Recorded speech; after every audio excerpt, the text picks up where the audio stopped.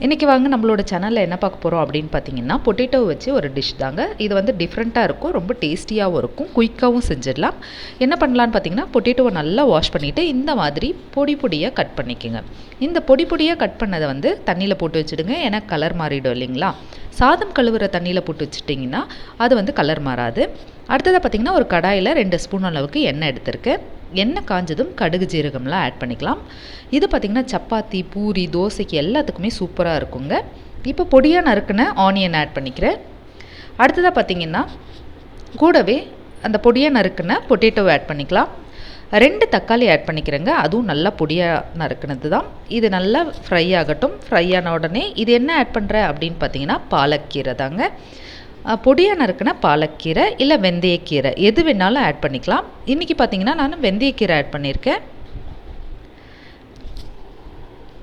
கூடவே மஞ்சத்தூள், மிளகாத்தூள், மஞ்சத்தூள் ஒரு 1/2 டீஸ்பூன் அளவுக்கு, தேவையான அளவு மிளகாத்தூள் ஆட் பண்ணிக்கோங்க. சால்ட் கொஞ்சமாக வேணும்னா கரம் மசாலா ஆட் பண்ணிக்கோங்க. இது எல்லாமே இந்த மாதிரி நல்லா ஃப்ரை பண்ணிக்கோங்க. சூப்பராக ஃப்ரை ஆகிடுச்சு பாருங்கள்.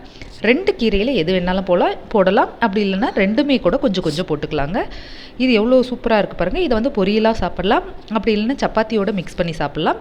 உங்களுக்கு வந்து செமி சாலிடாக வேணும் அப்படின்னு பார்த்தீங்கன்னா ஒரு சின்ன கப் அளவுக்கு, அதாவது கால் கிளாஸ் அளவுக்கு பால் ஊற்றிக்கிட்டிங்கன்னா இன்னும் டேஸ்ட்டாக இருக்கும். சூப்பரான ஒரு டிஷ் தயாராகியாச்சு பாருங்கள். பொட்டேட்டோவும் வெந்தயக்கீரையும் போட்டு ஒரு சைட் டிஷ்.